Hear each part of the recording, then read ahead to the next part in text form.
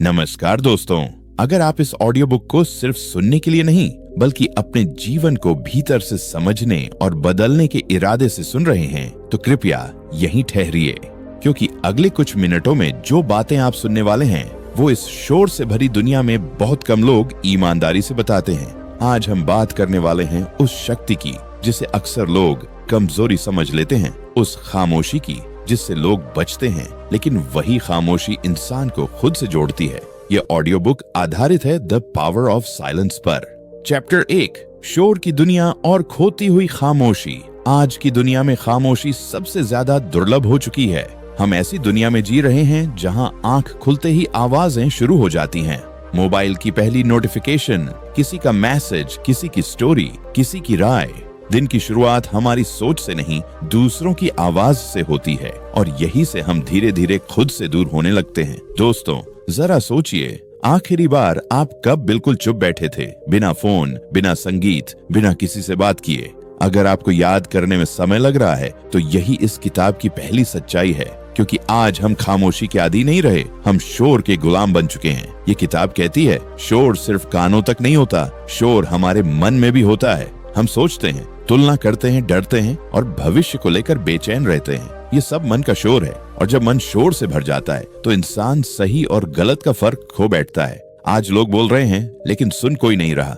हर कोई अपनी बात साबित करना चाहता है, लेकिन कोई ये नहीं पूछता क्या ये बात कहनी भी जरूरी है।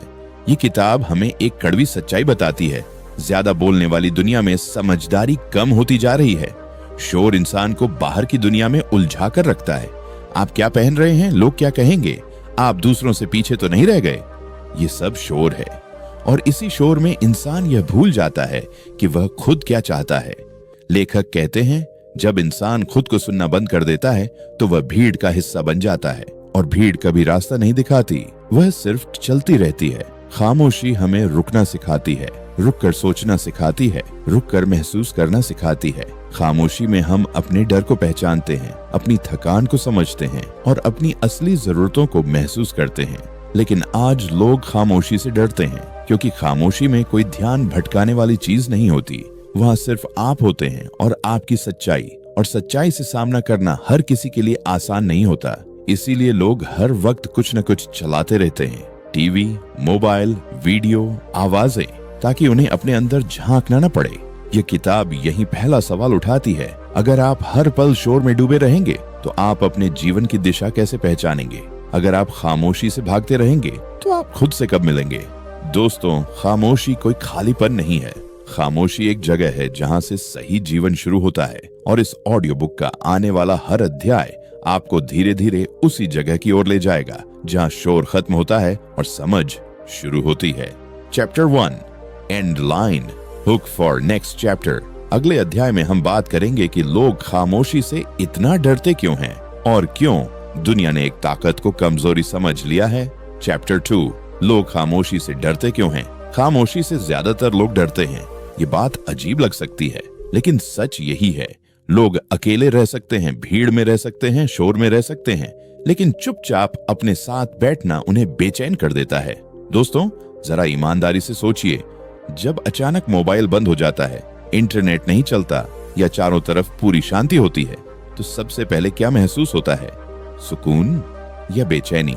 अगर बेचैनी होती है तो यही इस अध्याय की शुरुआत है। ये किताब कहती है, लोग खामोशी से इसलिए डरते हैं क्योंकि खामोशी आईना होती है, और आईने में हम वही देखते हैं जो हम दुनिया से छुपाते आए हैं। खामोशी में दबाए हुए डर उभरने लगते हैं, पुरानी यादें वापस आने लगती हैं, अधूरी इच्छाएं, गलत फैसले और वो सवाल जिनसे हम भागते रहे हैं। शोर इन सब को दबा देता है, लेकिन खामोशी उन्हें सामने खड़ा कर देती है। आज की दुनिया हमें यह सिखाती है, खुद को व्यस्त रखो, कुछ न कुछ करते रहो, कुछ न कुछ सुनते रहो, कुछ न कुछ देखते रहो, क्योंकि अगर आप रुक गए तो आपको खुद से मिलना पड़ेगा, और यही सबसे मुश्किल काम है। लेखक कहते हैं, जो इंसान खुद के साथ ईमानदार नहीं हो सकता वह खामोशी से डरता है, क्योंकि खामोशी में झूठ काम नहीं करता, वहाँ दिखावा नहीं चलता, वहाँ सिर्फ सच्चाई होती है। लोग कहते हैं, मुझे अकेलापन पसंद नहीं, लेकिन सच ये है, लोग अकेलेपन से नहीं, अपने विचारों से डरते हैं। खामोशी में विचार तेज हो जाते हैं, और अगर जीवन अव्यवस्थित हो तो वही विचार सबसे ज्यादा चुभते हैं। इसीलिए लोग हमेशा किसी न किसी आवाज के सहारे रहते हैं। टीवी चल रहा हो, मोबाइल चल रहा हो, कोई बात कर रहा हो, ताकि मन खुद से सवाल ना पूछ पाए। लेकिन यह किताब यही एक गहरी बात कहती है, जिस इंसान ने खामोशी से दोस्ती कर ली, उसे दुनिया की कोई आवाज कमजोर नहीं कर सकती, क्योंकि वह खुद को समझ चुका होता है। खामोशी हमें तोड़ने नहीं आती, वह हमें साफ करने आती है। वह हमें झूठ से बाहर निकालती है और सच्चाई से धीरे धीरे परिचित कराती है। लेकिन यह प्रक्रिया आसान नहीं होती, इसलिए ज्यादातर लोग खामोशी से भागते रहते हैं और पूरी जिंदगी शोर में गुजार देते हैं। यह अध्याय यहीं एक सवाल छोड़ जाता है, अगर आप खामोशी से डरते हैं तो क्या आप खुद को जानने के लिए तैयार हैं? और अगर नहीं, तो क्या आप सच में खुश हैं? Chapter 2 and line hook for chapter 3। अगले अध्याय में हम जानेंगे जब इंसान सच में चुप होता है तो भीतर क्या बदलता है और कैसे खामोशी हमारी सबसे सच्ची मार्गदर्शक बन जाती है। चैप्टर 3, जब इंसान सच में चुप होता है। खामोशी तभी असर करती है जब वह मजबूरी नहीं, चुनाव बन जाती है। जब इंसान खुद से भागने के लिए नहीं, खुद को समझने के लिए चुप होता है। दोस्तों, सच में चुप होना आसान नहीं होता, क्योंकि जैसे ही बाहरी आवाजें बंद होती हैं, भीतर की आवाजें तेज हो जाती हैं। विचार, यादें, डर और वो सवाल जिन्हें हम टालते आए हैं। शुरुआत में खामोशी असहज लगती है, मन बेचैन होता है, शरीर कहीं और भागना चाहता है। यही वह पल है जहां ज्यादातर लोग फिर से शोर की तरफ लौट जाते हैं। लेकिन यह किताब कहती है, अगर आप इस बेचैनी को थोड़ी देर सह लें, तो उसके बाद कुछ बदलने लगता है। धीरे धीरे विचार शांत होने लगते हैं। हर विचार महत्वपूर्ण नहीं लगता। मन सीखने लगता है कि किस बात पर ध्यान देना है और किसे छोड़ देना है। यहीं से असली खामोशी शुरू होती है।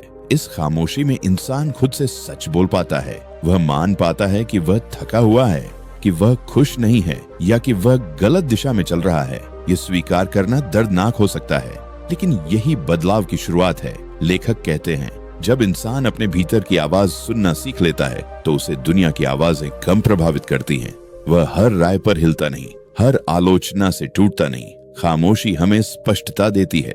ये साफ करती है कि क्या हमारा है और क्या दूसरों का बोझ, कौन सा डर वास्तविक है और कौन सा सिर्फ आदत। जब इंसान सच में चुप होता है, तो वह अपने जीवन की जिम्मेदारी लेना शुरू करता है। वह यह नहीं कहता दुनिया खराब है, वह कहता है मुझे खुद को समझने की जरूरत है। इस अध्याय में एक गहरी बात है, खामोशी कोई जवाब नहीं देती, लेकिन सही सवाल जरूर देती है, और सही सवाल अक्सर जीवन की दिशा बदल देते हैं। इसलिए खामोशी से डरना नहीं चाहिए। वह हमें कमजोर करने नहीं, जगाने आती है। वह हमें दूसरों जैसा बनने से रोकती है और खुद जैसा बनने की हिम्मत देती है। Chapter 3 and line hook for chapter 4। अगले अध्याय में हम बात करेंगे उस खामोशी की जहां इंसान सिर्फ खुद से नहीं, बल्कि ईश्वर से भी जुड़ता है। चैप्टर 4, खामोशी और ईश्वर से जुड़ाव। जब इंसान लंबे समय तक शोर में जीता है, तो उसे लगता है कि ईश्वर भी शोर में ही मिलेगा, बड़े शब्दों में, ऊंची आवाज में या भीड़ के बीच। लेकिन यह किताब यहीं आकर एक अलग सच बताती है।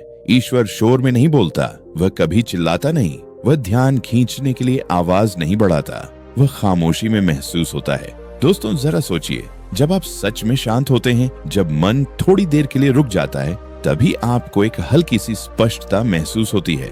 कोई आवाज नहीं, कोई शब्द नहीं, बस एक एहसास। यही वह जगह है जहां ईश्वर महसूस होता है। ये किताब कहती है, ईश्वर को सुनने के लिए कानों की नहीं, खामोशी की जरूरत होती है।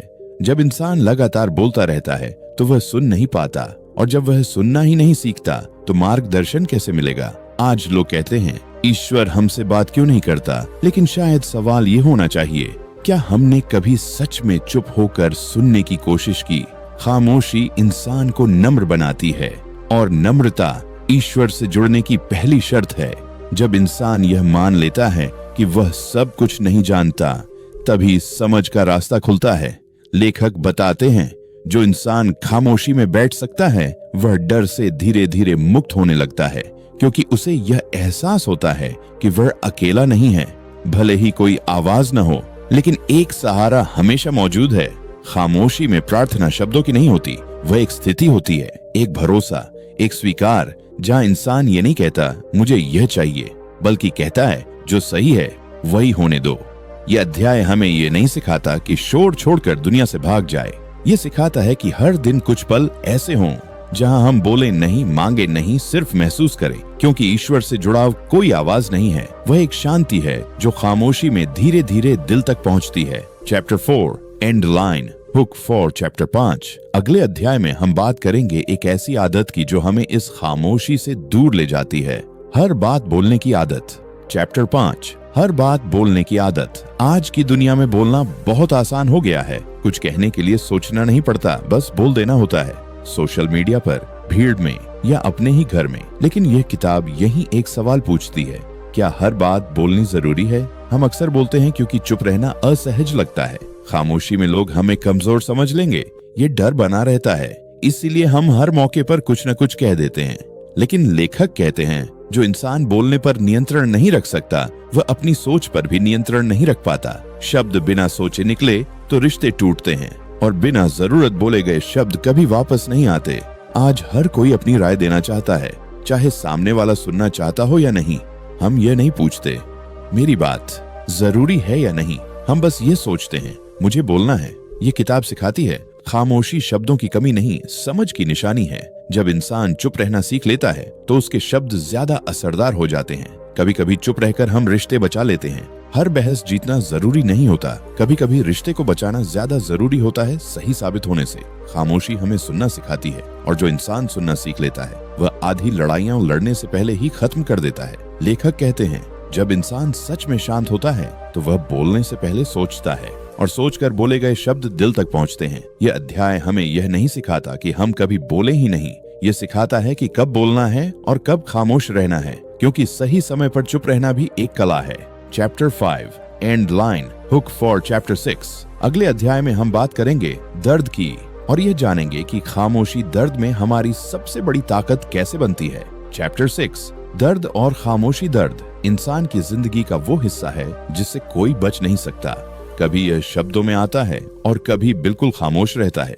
जब दर्द आता है तो पहला मन करता है कि किसी से कहें, शिकायत करें, रोएं या सवाल पूछें, मेरे साथ ही ऐसा क्यों हुआ। लेकिन यह किताब यही एक अलग बात कहती है, हर दर्द शोर नहीं चाहता। कुछ दर्द खामोशी में ज्यादा अच्छे से समझे जाते हैं, क्योंकि खामोशी दर्द को दबाती नहीं, उसे सुनती है। दोस्तों, जरा याद कीजिए, जब आपने कोई गहरा दर्द झेला था तो क्या शब्द सच में मदद कर पाए थे, या फिर कुछ पल की खामोशी ने ज्यादा सुकून दिया था। ये किताब कहती है, जब इंसान दर्द में चुप रहता है तो वह कमजोर नहीं होता, वह अंदर से मजबूत होने की प्रक्रिया में होता है। दर्द में बहुत ज्यादा बोलना अक्सर घाव को और गहरा कर देता है, क्योंकि हर बार वही बात दोहराने से दर्द फिर से जिंदा हो जाता है। खामोशी दर्द को समय देती है, समय जो घाव को भरने का मौका देता है। जब इंसान दर्द को बिना विरोध के महसूस करता है तो दर्द धीरे धीरे अपनी पकड़ ढीली करने लगता है। लेखक कहते हैं, जो इंसान दर्द में खामोशी सीख लेता है वह सहन करना नहीं, समझना सीखता है, और समझ दर्द को अर्थ दे देती है। दर्द हमें रोकने नहीं आता, वह हमें गहराई देने आता है। हमें यह सिखाने आता है कि कौन सा रिश्ता सच्चा था और कौन सा सिर्फ आदत। यह अध्याय हमें ये नहीं कहता कि दर्द को अकेले सहो, ये बस ये सिखाता है कि हर दर्द दुनिया के सामने रखना जरूरी नहीं। कुछ दर्द सिर्फ खामोशी में ही ठीक होते हैं। Chapter 6 and line hook for chapter 7। अगले अध्याय में हम बात करेंगे भीड़ की, और ये समझेंगे कि खामोशी हमें भीड़ से अलग सोचने की ताकत कैसे देती है। चैप्टर 7 भीड़ से अलग सोचने की ताकत। भीड़ हमेशा गलत नहीं होती, लेकिन भीड़ हमेशा सही भी नहीं होती, और यही बात अक्सर हम भूल जाते हैं। आज ज्यादातर लोग भीड़ के साथ चल रहे हैं। लोग जो कह रहे हैं वही सही मान लिया जाता है, जो चल रहा है वही अपनाया जाता है। रुककर यह सोचने का समय ही नहीं बचता कि यह रास्ता हमारे लिए सही भी है या नहीं। ये किताब कहती है, भीड़ सोचती नहीं, वह बस चलती है, और जो इंसान बिना सोचे भीड़ के साथ चल पड़ता है वह धीरे धीरे खुद को खो देता है। खामोशी हमें रुकने की ताकत देती है, रुककर अपने फैसलों को देखने की ताकत। जब इंसान कुछ पल खामोशी में बिताता है तो वह यह पहचान पाता है कि वह अपनी जिंदगी जी रहा है या दूसरों की उम्मीदें। दोस्तों, अलग सोचना अहंकार नहीं है, यह जिम्मेदारी है, खुद की जिंदगी की जिम्मेदारी। जो इंसान अकेले चुप बैठ सकता है वह अकेले फैसले भी ले सकता है। उसे ताली की जरूरत नहीं होती, उसे भीड़ की मंजूरी नहीं चाहिए। लेखक कहते हैं, खामोशी हमें साहस देती है, वह साहस जो सही होते हुए भी अलोकप्रिय हो सकता है, और जो इंसान उस साहस को अपना लेता है वह दूसरों की नजरों में नहीं, अपने मन की नजरों में सही होता है। भीड़ में गलतियां छुप जाती हैं, लेकिन खामोशी में हर फैसला साफ दिखता है। यही वजह है कि खामोशी हमें जिम्मेदार इंसान बनाती है। ये अध्याय हमें अकेला बनने के लिए नहीं कहता, ये बस इतना कहता है, भीड़ के साथ चलो लेकिन आंखें बंद करके नहीं। Chapter 7 and line, hook for chapter 8। अगले अध्याय में हम जानेंगे कि खामोशी हमें सच्ची आजादी कैसे देती है। चैप्टर 8, सच्ची आजादी। आजादी, हम सब ये शब्द अक्सर इस्तेमाल करते हैं, लेकिन बहुत कम लोग ये सोचते हैं कि सच्ची आजादी आखिर होती क्या है। अक्सर हमें लगता है जो मन में आए वही कर पाना आजादी है, जो चाहे बोल देना, जो चाहे चुन लेना, किसी की न सुनना। लेकिन यह किताब एक अलग बात कहती है। लेखक कहते हैं जो इंसान हर बात बोलने को मजबूर है वह आजाद नहीं होता। जो इंसान हर आवाज पर प्रतिक्रिया देता है वह आजाद नहीं होता, वह तो अपने ही मन का कैदी होता है। खामोशी हमें रुकना सिखाती है, रुककर सोचना सिखाती है, और यही आजादी की पहली शर्त है।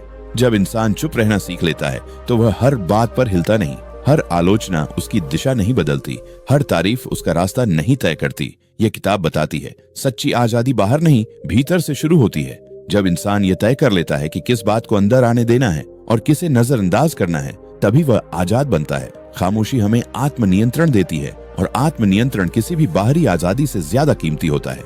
दोस्तों, जरा सोचिए, अगर कोई बात आपको तुरंत गुस्सा दिला दे तो क्या आप वाकई आजाद हैं, या फिर आपकी भावनाएं आपको चलाने लगी हैं? यह अध्याय हमें यह सिखाता है आजाद वही है जो प्रतिक्रिया नहीं, चुनाव करता है, और यह चुनाव खामोशी में स्पष्ट होता है। Chapter 8 and line, hook for chapter 9।